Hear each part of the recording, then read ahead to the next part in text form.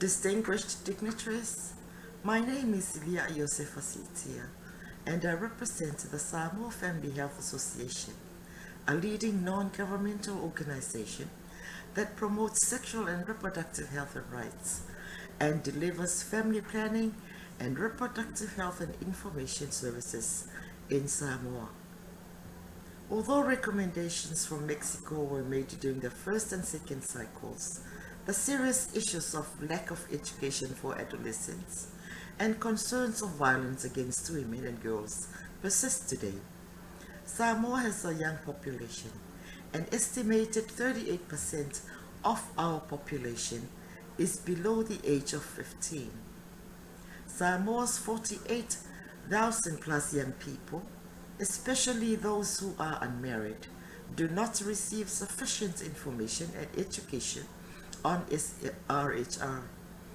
As a result, Samoa also has a relatively high adolescent birth rate, and girls are often forced to drop out of school, denied their right to an education, which limits their future potential and makes it harder for their families to escape the cycle of poverty. Young people are particularly vulnerable due to the limited availability of contraceptives and because few healthcare providers cater to their specific contraceptive needs. According to the latest Samoa Demographic Health Survey, 42% of women do not want to become pregnant but are not using contraception.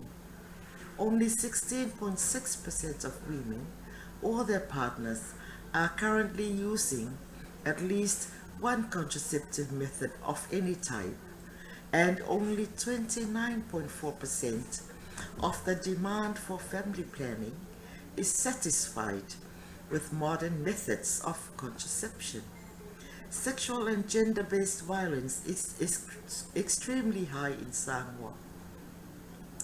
In 2019-2020, nearly 40% of women aged 15 to 49 years have experienced physical, sexual, and/or emotional violence committed by their current or most recent husband and partner ever in their lifetime, while 32.6% reported experiencing such violence in the last 12 months.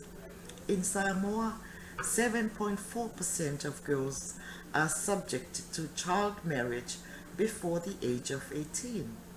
Evidence shows that SGBV is a serious issue in Samoa, and the full and urgent implementation of the standard operating procedures for a multi-sectoral response is critical to address violence against women as well as ensuring child protection. We appreciate the efforts by the Ministry of Education, Sports and Culture to deliver family life education in schools. However, we are concerned that the family life education is not fully integrated as part of the school curriculum, and its contents may not follow the UN International Technical Guidelines on Sexuality Education.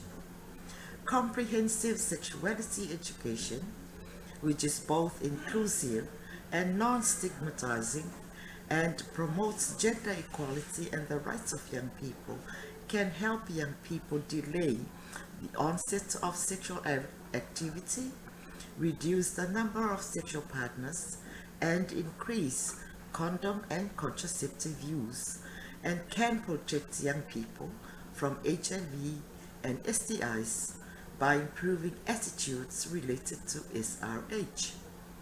CSE also empowers young people to question their social context and challenge negative norms, including gender norms, which is key to prevent SGBV.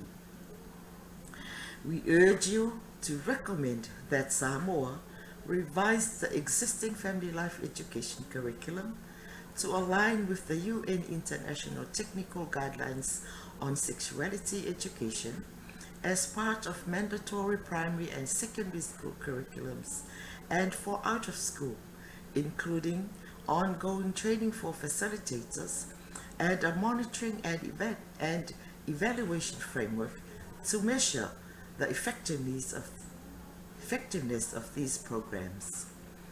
Effectively implement holistic, rights-based comprehensive SRH programs with adequate budget allocation and a monitoring framework aligned with the national SRH policy for all Samoans, including young people, and develop and implement a plan to create an enabling environment for pregnant adolescent girls to complete their educational pursuits. To fully and promptly implement the Interagency Essential Services Guide for responding to GBV and child protection, to establish a national referral system for survivors of violence, and provide funding support for non-governmental organizations providing direct support to survivors, including psychosocial, economic, and legal support and medical. Thank you.